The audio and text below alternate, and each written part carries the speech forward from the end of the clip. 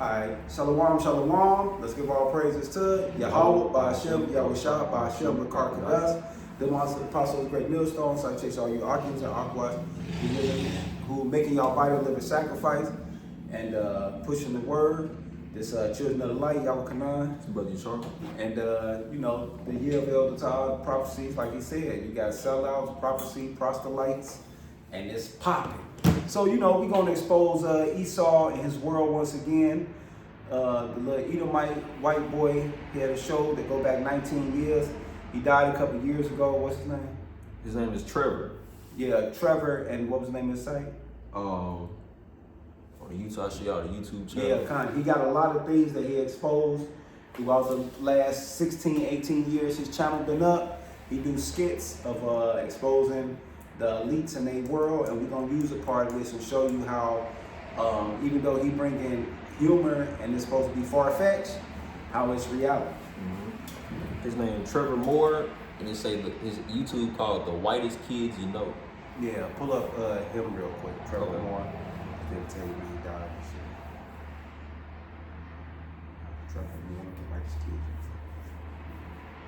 It says Trevor Moore, a overview. He was born April 4th, 1980. I was born 1979. In New Jersey. He died. He born when? Oh, damn, a year before me. After me. I'm a year older than him. He died August 7th, 2021. Yeah. In Los Angeles, California. Uh-oh. It says he was an American actor, comedian, and musician and filmmaker. Okay.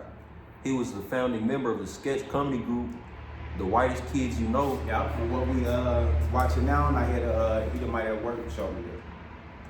It says, along with Zach Kreger, Timmy Williams, Darren Trumeter, and Sam Brown, after Moore's unexpected death, Yeah. Kreger wrote Weapons, a script with deep personal meaning that some say reflects the sudden loss. Yeah. So yeah, he got pushed off a balcony, so-called, and we know what happened with that. So we here to bring truth to light and let his legacy live on through us. So we're gonna show you a skit that he did, and what's that copyright, all that shit? So it's the Fair Use Act. This is for educational purposes. We don't make any money. This is not being monetized. Let's see. Yeah, because y'all try to take our shit down. So this is the Fair Use Act, Copyright Act of 1976. Okay. So yep. So this is not for any monetary purposes. Yeah, read the whole thing. Okay. Fair use, codified in 17 USC 107 of the Copyright Act of 1976, is a United States legal doctrine allowing limited use of copyrighted material without permission for purposes such as criticism, comment, news reporting, teaching, scholarship, or research. And we doing all of those above. It acts as a defense against infringement claims by balancing 4 factors. Done. So don't try to say we copyright.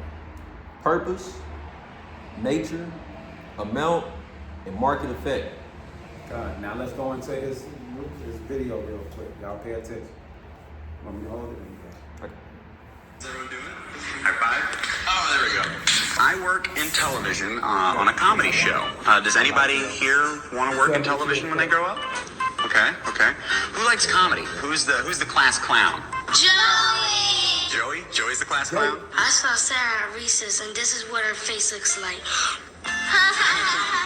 Okay, all right. I want to be an astronaut. Oh, you want to be an astronaut? Well, that's great. You can be an astronaut. All you have to do is study flying or science, and maybe someday you could be the first astronaut to walk on the moon. No!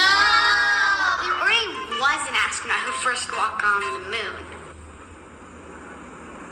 Well, no, not really. That wasn't real. See, there was this thing called the Cold War, and in order to beat the Russians, we kind of faked that. That never happened. See how there's no windows on the side? And see underneath where there's like a pod thing? What's that, right? Take a look at this wreckage. See how there's no plane parts on the ground there? What does that look like? A missile. You see, President Bush was in a secret society at Yale called the Skull and Bones. His dad was too, and they all worship Satan. President Bush worships Satan? In my personal opinion, absolutely. And one of the Skull and Bones initiation rituals is that to get in, you have to lie naked in a coffin and masturbate in front of the older members. But the really messed up thing is that since former President Bush, Bush Sr., was also a member, he requested to be there to watch his son's initiation. So he watched his own son masturbate. President Bush masturbated in front of his dad. Yeah, it's pretty gross. Yeah, so that's the skit real quick, and Trevor had an unexpected end, and we all understand and we know why these type of things that he was revealing, we will actually bring truth to light, because that's our job. So show the book and all that so they'll know where we got it from. Time Magazine, Secret Society. Raise it up a little bit, my bad. Bam, you see the date on here, you can see it, they can see it? Mm-hmm, yep. Yeah, I see the date on there. Yep, right on the barcode. Yeah, 2/25/13. That's when I went and got this book. So you go to page 30, and it tells you about the different orders. So they got Geronimo. This is how the Skull and Bones Temple look and so forth. I want y'all to see it. Read it for yourself. Pause it. So you don't think we're just making this stuff up. And then we're gonna show you the members right here. Pause it. Write that down and let's go. We ready. We got scriptures to back it up, and we on full team. Yep. The subtitle is Skull and Give me the Bones. scriptures too when I start reading. Okay. Yeah, once we get there. Subtitle so it says fraternal societies across America. College students, executives, society folk, and civic boosters come together in exclusive groups that share some of the outward trappings and little of the historic underpinnings of such better-known societies as the Freemasons. It says conspiracy theories about American educators' most notorious secret society, Yale University's Skull and Bones Society, are almost as old as the society itself. The group has been blamed for everything from the creation of the nuclear bomb to the Kennedy assassination. It's been aped in bad teen horror films and satirized along with fellow conspiracy group targets, the Freemasons and the Illuminati. In The Simpsons, because you know they always showing through that TV show, exposing America. It's home. The directors are warlocks and witches, and the writers are they scribes. So all they do is foretell the future that America is gonna go through. Yep. Because they don't hide it; it's in plain sight. It says it's home. A satisfyingly gloomy, windowless fortress in New Haven, Connecticut is called, quote unquote, the Tomb. To top that, Phi Beta Kappa. Minus the trappings of wealth, privilege, and power, Skull and Bones could be a laughably juvenile club for Dungeons and Dragons geeks. Because they'll portray it as, it's just some college for society, fraternity. But no, on the flip side of things, which is going to get into it. It says, minus the trappings of wealth, privilege, and power, Skull and Bones could be laughably juvenile club for Dungeons and Dragons geeks, but its rumored alumni have made up disproportionately large percentage of the world's most influential leaders. Bonesmen have at one time controlled the fortunes of the Carnegie, Rockefeller, and Ford families. Yeah. As well as posts in the Central Intelligence Agency. See that? So they know all about intelligence, CIA, they're part of the CIA, and they run the fortunes of them different elite families, even the Rockefellers. The American Psychological Association. Which is the Rothschilds. The Council on Foreign Relations. Right, see that? The Council of Foreign Relations is a good organization too, because they deal with international policies and world policies all over. And some of the world's most powerful law firms. It says a Yale undergrad named William Russell founded the group in 1832. So that's when the Skull and Bones Society was founded by William Russell in 1832. After spending a year in Germany among the members of some of the most mystical and elite clubs in the world. Yeah. He's dealing with Teman, the smart Edomites. And that's why the scriptures say, is there no more wisdom in Teman? Yeah, kind of. Because now they at the fall of their whole empire. Their empire. It says a Yale undergrad named William Russell founded the group in 1832 after spending a year in Germany among members of some of the most mystical and elite clubs in the world, including organizations that mimic the Enlightenment era Illuminati. Russell returned to the United States determined to found a secret society of his own and quote-unquote tapped Alfonso Taft. Which he did. I mean, you can jump. Okay, jump. Yeah, you can jump. Jump, like, try to catch some of their third degree, just scan. Okay. Yeah, we're just going to jump around. It says the group picks its members in a highly confidential manner. Yale juniors are tapped for membership each spring, receiving an envelope sealed with a black wax stamp bearing the numericals 322 digits of great import in Bones lore. Initiates, and this is about to back up what the dude Trevor Moore just said. Just said. Initiates are subjected to rounds of occult hazing rituals. What pledging a fraternity might be like, perhaps at Hogwarts, which goes back to Harry Potter, witchcraft. It says, rumors of the rites abound. Did a young Henry Luce, co-founder of Tom, actually lay naked in a coffin and tell the tales of his early sex life? See that? And then the man just said that? Yeah. Go ahead. During his initiation, well, that was a question. That was in question form. Did William F. Buckley Jr. jump into a mud pie as part of his hazing? Did any of the three Bush bonesmen, Prescott Bush, George H.W. Bush, and George W. Bush, really received a gift of $15,000 from the wealthy Russell Trust Association upon being tapped? The truth or falsity of all these rumors, publicized over the years by the Esquire, the Atlantic Monthly, the New York Times. We got it in the secret society. We know what's happening. And independent authors may never be known. One point that's clear, the society was men only until the early 1990s, when the women were invited to join following a heated internal debate among Bones persons, or the members of the society. The tomb has long been rumored to hold the skulls of Pancho Villa, See that? Our people. President Martin Van Buren, and the Apache warrior Geronimo. Yep. It says, if true, that's far from a laughing matter to proud Native Americans. On February 17, 2009, the 100th anniversary of Geronimo's death, descendants of the Apache warrior filed a federal lawsuit against Skull and Bones. Oh, it's right there. Okay. See, I thought I was going to pull it up. Demanding that the secretive society return the skull to his family. And this is from Geronimo's grandson. It's coming, yeah. He said, quote unquote, I believe strongly from my heart that his spirit was never released. Geronimo's great grandson, Harold Geronimo. His spirit was released, but the bones got the essence in it. Because we know Ecclesiastes 7:18 say, the dust shall return to the heaven and the spirit to the Most High who gave it. Yeah, so his spirit left. It's like Ecclesiastes 12:7. Just let me get it real quick. Okay. 12:7. It's Ecclesiastes 12:7. Then shall the dust return to the earth as it was, and the spirit shall return to God who gave it. So his spirit went back like the Akib said. Yep. So you good on that. So why did they get it? Did I put the Proverbs?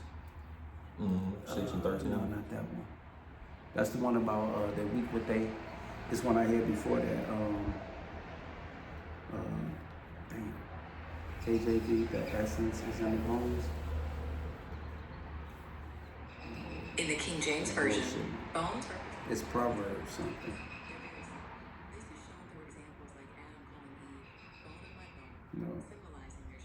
It's Proverbs 6 and something. I had the motherfucker early. My bad's lucky on that, y'all. So I had the shit early. I don't know why I let it go. That's a damn shame. You can keep going, I'll find it. Okay. It says, this is Geronimo's grandson speaking. he said, I believe strongly from my heart that his spirit was never released. Geronimo's great-grandson, Harold Geronimo, at the time he was 61, declared, many observers believe the account that Geronimo's skull is in the tomb is based on an old hoax. If the case moves through the courts, we may find out, and some old secrets of the tomb may not be secret much longer. What's that, Proverbs? I know you mentioned Proverbs chapter 6. Yeah, that ain't me. Fuck it. Damn.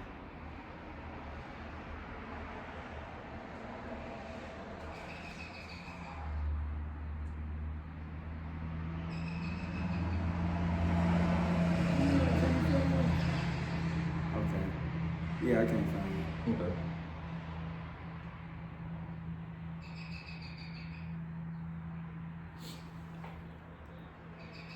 Shit. Damn, my head. But okay. But they doing the same thing they did at, I get it. Okay. Jeremiah 8 and 1. I tried to get that Proverbs though, see? That's where I fucked up at. Letting shit go. Do this shit again. Alright, Jeremiah 8 and 1. I gotta get faster with this phone. And at the time, said the Lord, they shall bring out the bones of the kings of Judah, and the bones of the princes, and the bones of the priests, and the bones of the prophets, and the bones of the inhabitants of Jerusalem out of their grave. So yeah, the Zionist Jews over in Jerusalem, they excavated our whole land, and they continue to do the same thing over here in America. Nothing never changed. So the scripture tell us that they was going to take our ancestors' bones and do what they will with them, and we see Skull and Bones doing the same thing. Mm-hmm. Map of Jerusalem being excavated. Kind of a quick precept. Go ahead. Okay. This is Revelation chapter 2, verse 9. It says, I know thy works and tribulation and poverty, but thou art rich. And that's why these top elites was harboring bones from men like Geronimo, because they know that we are the Most High's chosen people, and we possess a certain spirit about ourselves that can untap power. It says, but thou art rich, and I know the blasphemy of them which say they are Jews and are not, but are the synagogue of Satan. That's who Esau really is, and it starts with your just call your tribunal families, the most noble elitists on this earth. Y'all are the synagogue of Satan. You Zionist Jews, y'all are the synagogue of Satan.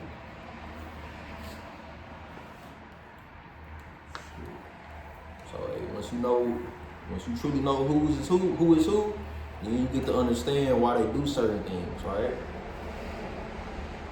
Why they go and take this man's skull and keep it in one of their tombs somewhere in Connecticut.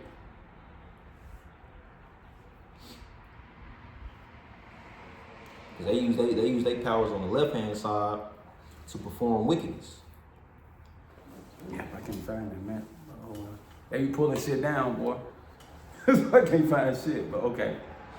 So yeah, that's all true about the Skull and Bones. We're gonna go a little further with it. Just got a couple more. It says, now we're gonna using the book, we're gonna show some key people, some key names of people that were members of the Skull and Bones Society. Basically, some that helped found it. It says Henry Luce, the co-founder of Time magazine, which began weekly publication in March 1923, graduated in the Yale class of 1920. As to whether he took part in the Bones practice known as crooking, the stealing of cheap objects for Lord, time is no comment. Now, one thing about Time magazine is it's still up and running today. Matter of fact, we just looked it up. It's one of your major publishing magazines in America. And it's no coincidence that the co-founder of Time magazine was a member of the Yale class of 1920, showing that he was one of the ones that helped shape. Yeah, mold television, what we know as television today, or news articles and what we watching and listening to today. Yeah. Then we have McGeorge Bundy. It says President Lyndon Johnson's national security advisor is only one of the many Skull and Bone members to have served in major roles in the U.S. government. Right, and Lyndon B. Johnson was very important to being a Skull and Bones because, let me get the other book, because, Kodak Matches, because, what's his name? Robert John Kennedy? Yeah, John F. Kennedy was assassinated because he tried to not only talk about the war, but he also was talking about going and coming off, basically going back to the gold standard and coming off the paperback debt. And the elites didn't like that. They didn't like that he was speaking about how their currency is really set up and how we need to go back to the gold and silver standard. They had to get rid of him because that petrodollar, even to this day, which is being countered by what? The BRICS nation? That's what the whole fight is now. So yeah, we got another book, part devil, part angel. Yup. Kodak's Magical once again, as y'all know. And they about to show the inside. Okay. Outside of the book. Yeah. So y'all know about Text Mars. If you ain't got it, you better get it. Yup. And we're gonna show you some pictures, and then we're gonna get a scripture for it. So this is Yeah, you can just go to the point. okay. This is page 394 in the book. It's showing you. It's gonna show you 2 pages. The page on the left right here was published. This one was unpublished. So we're gonna read this one first, and then we're gonna go to the one that's unpublished. But we're gonna read what's published first, because you got so is above, so is below. It says this is the one that was published. This heart-rending scene above Air Force One. Yeah, let's don't forget, the president was just killed. The vice president got to get sworn in. Of Lyndon B. Johnson being sworn in as the President of the United States following the assassination of John F. Kennedy was published everywhere in newspapers, magazines, and books. Yeah, because they trying to show the strength of America, that even though it's lost its leader and it's the leader of the free world, that the next one is stepping in. It says, look closely at the somber looks on the faces of the persons in his photograph. Now remember, the President of the United States Yeah, just Air died. Force One. And they kind of like, okay, we got to do this ceremony. We got to get this man voted in. We need the president. But now we're going to read and publish to you what wasn't shown. And now look at how they act. Now it says, here's the photo that was left unpublished and was kept hidden from public view until now. Congressman Albert Thomas winks back at a quickly smiling LBJ as he is being sworn in to be the next president of the United States on Air Force One. The grief-stricken Jackie Kennedy. You can see it. Her face is down. She like, because remember, she was in the car and she just witnessed the man blow her husband's brains out. This Secret Service was right behind and boom, right next to her and turned right around. She tried to jump out the car. The dude, Secret Service, running next to her, pushed her ass back in the car like, bitch, you know what time it is. And so she's sitting there. You know the driver just killed your husband. And then the Secret Service dude, when you try to leap out the car, he push you back in like, bitch, you know what time it is. Yep. So she fucking around murderers. And she don't know what the fuck to do. I wouldn't either. I would be like, okay, what the fuck is going on? This supposed to be my security, but I just watched one of them kill my husband. The other one just told me I gotta go along with this ride. Oh shit. Watch the footage of it. You will see it. Exactly what I seen. They got that footage out there. It says the grief-stricken Jackie Kennedy stands next to him. Meanwhile, a sly smile also caresses the face of Lady Bird Johnson, See that? LBJ's His wife. See that? Show that. Now let's see, this the one that was unpublished. See that grief on her face?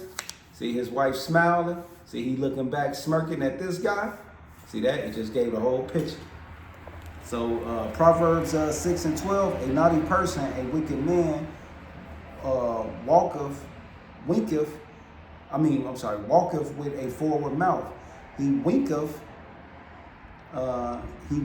with his eyes, and that's why it said he leaned back and he winked. They winked at each other. He winketh with his eyes. He speak with his feet. He teaches with his finger. That's why they always doing this. They always doing this. They always doing this. See that? on the next page. Oh, okay. Well, go ahead. Just a little bit. Okay. This Now we're gonna show some symbols and some symbols. 396. It says, as this illustration from a Masonic manual demonstrates, the candidate for the Sublime Knight's elected degree makes a sign which includes both the right hand on the heart and the left in a triangular pose is shown in the Grand Master's elect degree of Freemasonry. The candidate pledges he will accept severe penalties if he divulges the secrets. His hand and arm are positioned on the abdomen and then moved upward as if ripping the body open with a knife. And that's exactly what. Yeah, they walking teachers with their hands. That's why Lyndon B. Johnson doing that. And what is he doing at the same time? Smiling. Right in the scripture. He winketh with his eyes, he speaketh with his feet, he teacheth with his finger. Forwardness is in his heart, he devised mischief continuously. He sowed discourse. That's what him and his wife about. Therefore shall his calamity come suddenly, suddenly shall they be broken without remedy. So it's coming soon. But yeah, we just have to highlight some more for y'all. Show you how these people work. Alright, you can go right back. Okay. You can just put it down. Okay. Free your hands up. Yeah, just put it on the floor. Hold you straight. Yeah, we got them facts. Yeah, we're gonna speed this up real quick. Okay. And we got John Kerry in the 2004 presidential election. Both candidates were former Bonesmen members, Skull and Bones members, and both clung to the code Eli Omerta, which means it's a secret. John Kerry, class of 66, said when asked about Bones, quote unquote, so secret I can't say anything more, which we just read in the scripture, and that's why he doing the hand. That's why he doing the same hand postures Lyndon B. Johnson was doing. So like I said, scriptures, I mean Codex Master. It says George W. Bush said, I can't say anything more, as he wrote in his autobiography. Now the Bush men, above a bonesman and a legacy bonesman sport, their Yale sweaters. So this Prescott Bush. Yeah, and Baby Bush. That's when he was a baby. See that? The Bush you know as though, that's him as a baby. That's his dad. So he was there even as a baby. It says that's the 41st president, George H.W. Bush, holding the 43rd president, George W. Bush, circa 1946. Prescott Bush, a former U.S. Senate and the father of George H.W. Bush, is said to be a bonesman who stole the skull of Geronimo from Fort Sill, Oklahoma during World War I. See? That's how famous. I told you that. You ain't getting in that motherfucker unless you supposed to be there. He said, and they brought it to the Yale campus. Yeah. That's a trophy.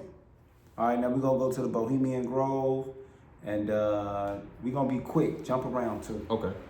This is highlighting the Bohemian Grove. Page 32. Matter of fact, let me show it to them. Okay. So they don't think we're making any of this shit up. Where is it? Yep, we got the page 32.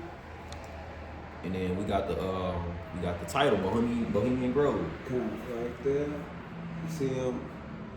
And then they go all your famous presidents. Okay, we're gonna be quick. Because we're going almost to 30 minutes. Okay. Oh, that sounds fast. Yeah, because we're going through information. So it says the Bohemian Grove. It's a private 2,700 acre retreat in the shade of Northern California's mighty redwoods.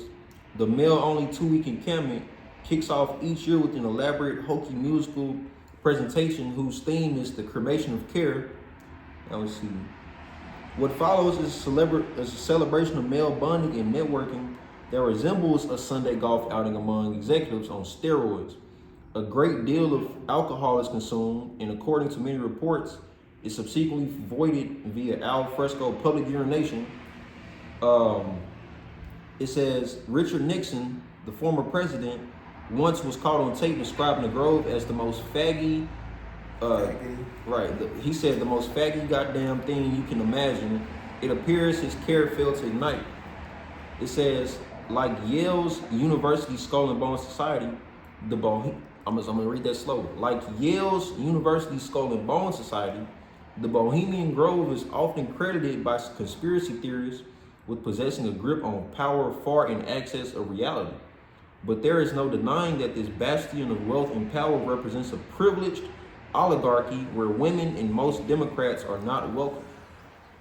Above at the Grove in 1967, two future Republican presidents, Ronald Reagan, the then governor of California, and Richard Nixon, about to launch his second run for presidency, listened to the commands of Harvey Hancock, who was a longtime supporter of Nixon's political career.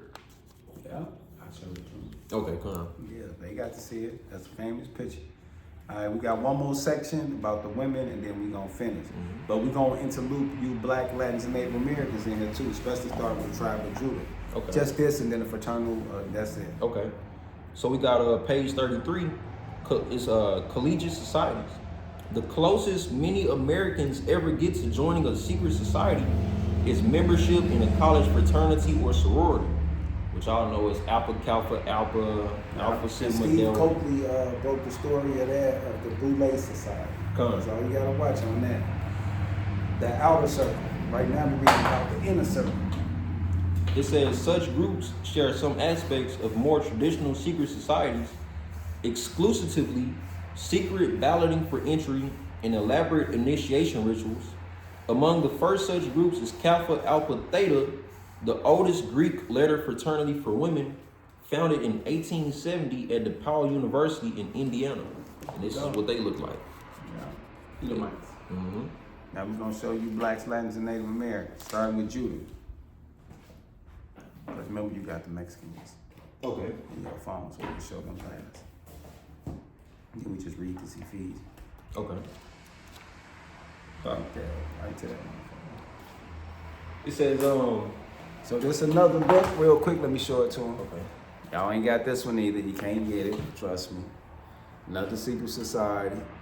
And if you look at the date, that's why you ain't gonna be able to go find this one. That's when I got it. Which was 6/19/2015. So what, 2 years after the other book? Mm-hmm. It says, come one, come all. Well, sort of it. At left, we have circa 1950 in New Orleans, a parade with the daughters of the Universal Chapter of the Order of the Eastern Star. Right, which let me show you. You bitches been doing it. Sorry, y'all. Showed them parading down the street. See that? They excited to be a part of this shit. And then here go your two famous that y'all gonna read about. And it's no coincidence they did it in New Orleans, which is a major hub for witchcraft. Right, which is what's voodoo. Come. See that? Voodoo. Them old ancient Babylonian gods. Damn, I didn't even think about that. You said. It says at left, right there, an African American man wearing a Kossuth style hat, Masonic stash and apron, and an independent order of Odd Fellows collar. Right at the right, an American Freemason circa 1850. In 1785, a German Mason wrote, the hearts of Freemasons are certainly open to women, but the lodges are closed to them. And that about said it as far as generally accepted policy. Nevertheless, in France at that approximate time, the notion of quote-unquote adoptive Freemasonry, in which female lodges affiliated with male ones became a big thing. Everybody participates, wrote Queen Marie Antoinette with approval in 1781. In America, the Order of the Eastern Star, founded in 1867 for female relatives of Freemasons, followed the adoptive masonry model and remains strong today. Another question in America, of course, as the Masonic movement grew larger in the 17th, 18th centuries was, what about African American men? As might be expected, most were from white lodges. Prince Hall, who y'all worship every February, was a Boston clergyman who was seen by many historians as the most influential African American in the formative year of our nation. There are claims that, among other things, he fought in the Revolutionary War. He was an abolitionist and leader of a free black community in Boston and hoped to gain for his local brethren acceptance in such societal bastions as schools, the military, and yes, Freemasonry. And he actually accomplished that. And it's another book called Harlem Renaissance. And they show you, and we did a lesson on that, on how W.E.B. Du Bois and what's the other guy name? Thurgood Marshall. Yeah, Thurgood Marshall, how they both was a part of the Talented 10 under the Rockefellers. Yep. It says Freemason. Where we at? Subsequently, he founded the African Grand Lodge of North America and was unanimously elected as Grand Master, a post he held until his death in 1807. Prince Hall Masonry burgeoned outside the mainstream, and eventually there were African American lodges in every state of the Union. See that? Boom. And now it's every state in the United States. Come on. That's it. That's why this say Ephesians. You good? Yeah, that was it. Ephesians 6:10. Finally, my brother, be strong in the Lord and in the power of his might. Put on the whole armor of God, that you may be able to stand against the wiles of the devil. For we wrestle not against flesh and blood, but against principalities, against powers, against the rulers of darkness of this world, against spiritual wickedness in high places, because they already established and set up. And we finna show you even how the Northern Kingdom is a part of this. It says video shows Mexican soldiers inside Masonic Lodge. You ready to play? Okay. So the Northern and Southern Kingdom has been compromised.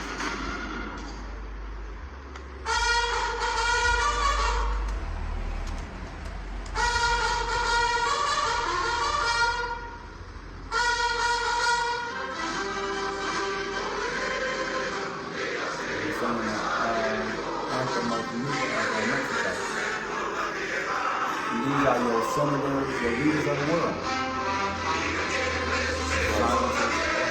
So I was going to say the leaders of these people called them in the earth.